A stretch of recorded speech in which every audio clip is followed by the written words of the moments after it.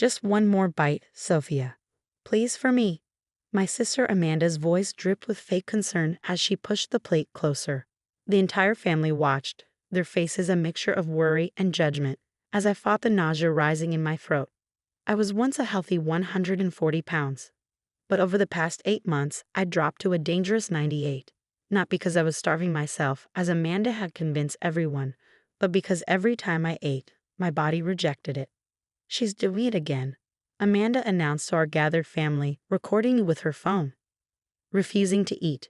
This is why we need to get her help. The irony was, she'd been the one insisting on cooking all my meals lately, claiming she was watching out for me. I forced myself to take a bite of the casserole she'd specially prepared for me. Almost immediately, the familiar cramping started. "I'm sorry," I mumbled, rushing to the bathroom. Behind me, I could hear Amanda's performative sigh. "See, every time she eats, she runs to throw up. Mom, Dad, we can't ignore this anymore." I hunched over the toilet, my body betraying me once again. Through the door, I heard my mother crying and my father discussing treatment centers. Amanda had staged this whole intervention perfectly. At 31, I built a successful life as a food critic for our city's largest newspaper. My sister, 3 years younger, had always lived in my shadow, her own culinary career never quite taking off. Now she'd moved back home after her restaurant failed, insisting on helping me through my eating disorder. The symptoms had started shortly after she returned. First, just mild discomfort after meals, then severe cramping, vomiting, and weight loss. Only when Amanda cooked for me, which was becoming increasingly frequent as she convinced our family I needed supervision. "We found these in her apartment," Amanda's voice carried through the door, and I could imagine her showing everyone the diet pills and laxatives she'd discovered during her weekly wellness checks. Pills I'd never seen before, that somehow kept appearing despite my protests. I cleaned myself up, checking my reflection in the mirror. The girl looking back was a stranger, hollow cheeks, dull eyes, protruding collarbones. How had I let this go so far? Later that night, my best friend and fellow food critic, Maya, called. "Soph, something's not right. You're the most passionate food lover I know. This doesn't make sense." "I know," I whispered, afraid Amanda might be listening. She'd moved into my guest room 2 weeks ago, claiming I needed round-the-clock supervision. "Maya, I think." "Don't eat anything else she gives you," Maya interrupted urgently. "I've sent samples of your last 3 meals to a lab friend of mine. The ones Amanda insisted on bringing to the restaurant during our reviews." My heart stopped. "What?" "The results come back tomorrow. Just be careful tonight. Lock your door." I sat on my bed, mind racing. All those meals Amanda had lovingly prepared. The way she insisted on brewing my coffee, preparing my snacks. How she convinced everyone I needed help while positioning herself as my caretaker. My phone buzzed with a text from my editor. "Hope you're getting help. Taking you off reviews until further notice. Health comes first." My career, my reputation, everything I built was crumbling, just as Amanda's star was rising. She'd started a food blog documenting my recovery journey, gaining thousands of followers. That night, I heard her in the kitchen, humming as she prepared my special breakfast for the next morning. For the first time, I activated the small camera Maya had insisted I install above my stove. Morning came with a pounding on my door. "Sophia, your breakfast is getting cold. Don't make me call Mom." "Coming," I called back, hitting stop on the camera recording. Amanda stood in the kitchen, a picture of sisterly concern in her designer apron, my bowl of oatmeal steaming on the table. "I made it just how you like it," she smiled, phone already recording. "Everyone's so worried about you, Soph. We just want you to get better." I sat down, staring at the bowl, my hand trembling as I picked up the spoon. Behind me, Amanda's phone captured every moment, probably for her next blog post about her anorexic sister's struggles. My phone buzzed. A text from Maya. "Don't eat anything. Lab results in. Meeting in 20 minutes. Bring the breakfast." "Something wrong?" Amanda asked sweetly, noticing my hesitation. "You know you need to eat, Sophia, unless you want us to discuss inpatient treatment." I looked up at my sister, really looked at her, and saw something I'd been missing all these months. Behind her concern, behind her caring smile, there was something else. Something that made my blood run cold. Satisfaction. The next text from Maya would change everything. Police are on their way. We got her. The police arrived quietly, no sirens. 2 officers and a detective stood in my kitchen while a forensics team carefully collected the oatmeal Amanda had prepared. My sister's face remained composed, but I noticed her fingers twitching, a nervous habit from childhood. "This is ridiculous," Amanda laughed, though her voice trembled slightly. "I'm trying to help my sister recover from an eating disorder, and you're treating me like a criminal." Detective Lisa Chen studied the breakfast bowl. "Miss Walker, we have lab results from multiple food samples collected over the past 2 weeks. Would you like to explain the high levels of ipecac and other emetics found in them?" The color drained from Amanda's face. I don't know what you're talking about. Safia obviously added those things herself. She's been purging, we all know that." Maya stepped forward, laptop in hand. "I've documented everything. As a food critic, Sophia only got sick after eating meals prepared by Amanda. Never during our restaurant reviews unless Amanda brought her special packed meals." The kitchen camera footage played on Maya's laptop.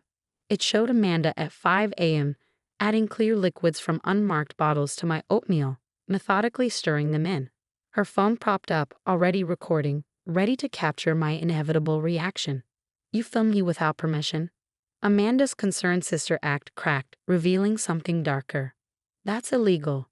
Not in a common area when there's suspected criminal activity," Detective Chen corrected. "Your sister had every right to protect herself." The evidence was damning. Maya's lab contact had found not just ipecac, but various substances known to cause severe gastric distress, all carefully measured to cause maximum illness without being lethal, at least not quickly. "We've also reviewed your blog posts," an officer added, scrolling through his tablet.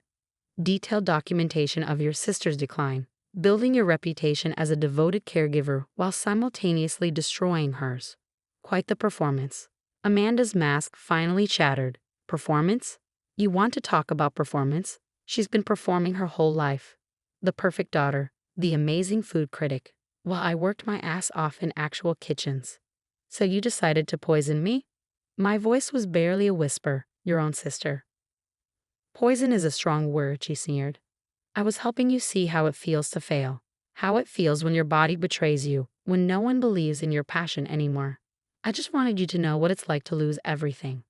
The officers moved forward with handcuffs as Amanda's confession echoed through the kitchen. The same kitchen where she filmed countless videos of herself helping her sick sister, building her social media empire on my deteriorating health. My parents arrived as Amanda was being led away. Mom collapsed into a chair while Dad stood frozen, watching his youngest daughter in handcuffs. "The signs were there," he muttered. "All those times she insisted on cooking, how she always volunteered to care for Sophia.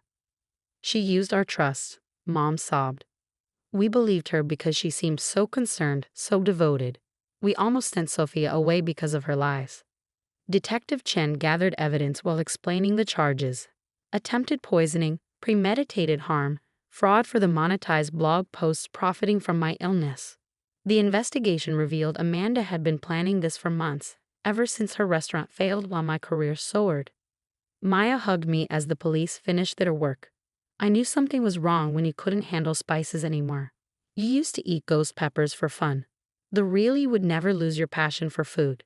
The doctors later confirmed I'd been systematically poisoned with a combination of substances designed to cause gradual weight loss and constant illness. Amanda had researched everything, calculating doses that would make me sick enough to be believable but not enough to raise immediate medical suspicion. As I watched the police car drive away with my sister, I noticed her blog was still open on her phone, left on the counter. The draft of her latest post read, "Heartbreaking decision today. We're discussing inpatient treatment for my beloved sister. Sometimes love means making tough choices." Maya squeezed my hand. "She's the one who'll be an inpatient now, just not the kind she planned." The investigating officers found a journal hidden in Amanda's room, detailing her entire scheme. How she'd study my review schedule, prepare contaminated meals for days I was supposed to evaluate restaurants. How she planted diet pills in my apartment, slowly convincing our family and her followers that I was spiraling into an eating disorder. But she'd made one crucial mistake. She'd gotten too confident, too sloppy with her measurements. The last batch of samples contained enough evidence to prove deliberate tampering. Her perfectly crafted story of a concerned sister helping with an eating disorder had become her own undoing. Looking at my kitchen, now filled with evidence markers and police photographs, I realized how close I'd come to losing everything: my health, my career, my credibility. All because my sister couldn't handle my success. But this wasn't the end of the story. Amanda's arrest was just the beginning, and what happened next would shock even the detectives who'd seen it all. 3 months after Amanda's arrest, I sat in a courtroom, watching my sister's carefully constructed facade finally crumble. The evidence was overwhelming. Her journal, the lab results, hundreds of hours of video footage showing her methodically poisoning my food while building her social media presence as my savior. But the biggest surprise came from her former restaurant employees. One by one, they testified about customers who had mysteriously gotten sick after leaving negative reviews. Amanda had apparently been practicing her techniques long before targeting me. The defendant showed a pattern of calculated revenge, the prosecutor stated, presenting screenshots from Amanda's phone. She researched untraceable poisons, studied symptoms of eating disorders, and meticulously planned her sister's decline, all while profiting from the story through her blog and social media. Amanda's blog had reached 500,000 followers, all invested in the story of the devoted sister helping her anorexic sibling.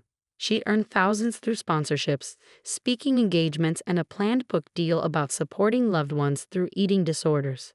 The irony wasn't lost on anyone when the prison psychiatrist diagnosed her with Munchausen syndrome by proxy, a mental disorder where caregivers intentionally make others sick for attention and control.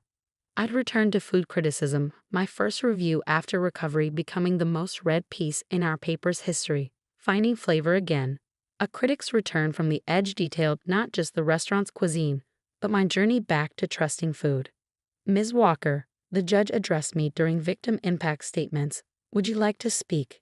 Standing at the podium, I faced my sister for the first time since her arrest. She'd lost weight in jail, her designer clothes replaced by an orange jumpsuit, but her eyes still held that familiar gleam of superiority. My sister didn't just poison my food, I began. She poisoned my relationships, my career, my love for the one thing that defined me. She turned our parents into unwitting accomplices, my friends into concerned observers, and thousands of followers into witnesses to my orchestrated decline. The courtroom fell silent as I continued. But she failed, because while she was trying to destroy me, she forgot one thing. Passion isn't just about success. It's about resilience. Every bite she poisoned made my comeback story stronger. My recovery had inspired a new column, Trust Your Plate, focusing on food safety and authenticity in restaurants. I partnered with Maya to create a foundation helping restaurant workers recognize and report suspicious incidents of food tampering. The judge sentenced Amanda to 15 years in prison plus mandatory psychiatric treatment. But the real punishment was watching her carefully crafted online identity implode. Her followers, horrified by the truth, transformed her hashtag Saving Sophia into hashtag Surviving Sibling Abuse. Our parents struggled with guilt, but they become advocates for families of poisoning victims. Mom joined support groups, helping others recognize signs they might have missed. Dad used his business connections to fund research into detecting food contamination. The hardest part, I told the reporters outside the courthouse, wasn't the physical sickness. It was doubting myself, wondering if everyone was right about me being mentally ill. That's the true poison, making someone question their own reality. My story went viral, but not in the way Amanda had planned. Instead of being a cautionary tale about eating disorders, it became a warning about hidden abuse and the dark side of social media performative care. Mental health professionals used our case to teach about the intersection of digital influence and systematic abuse. 6 months after the trial, I published my first book, Tasting Life Again, a food critic's journey through betrayal and recovery. It wasn't just about Amanda's poisoning. It was about rediscovering trust, passion, and the pure joy of eating without fear. The last chapter included a letter I'd written to Amanda but never sent. You tried to take away my voice by taking away my ability to eat. But you gave me a louder voice, a stronger platform, and a more important message than food reviews could ever provide. My latest restaurant review included a new feature, testing meals for common contaminants. It wasn't just about taste anymore. It was about trust, safety, and the sacred relationship between those who prepare food and those who eat it. Amanda's planned book deal transformed into my documentary series, Hidden Ingredients, exposing cases of food tampering and helping viewers recognize signs of systematic poisoning. Each episode ended with a shared meal, celebrating the healing power of untainted food. The security footage from my kitchen now trains medical professionals to spot signs of intentional poisoning. Amanda's methodical preparation of my special meals serves as a warning about how abuse can wear a mask of caring. Today, I still write food reviews, but with a deeper appreciation for every safe, clean bite. My sister tried to destroy my relationship with food. Instead, she gave me a more meaningful connection with it and a platform to help others trust their plates and their instincts again. The last time I visited Amanda in prison, she asked if I'd ever forgive her. I simply smiled and said, I already have, but I'll never forget, and neither will anyone else who reads my reviews, watches my show, or hears my story. You tried to be famous for saving me. Instead, you made me famous for saving myself.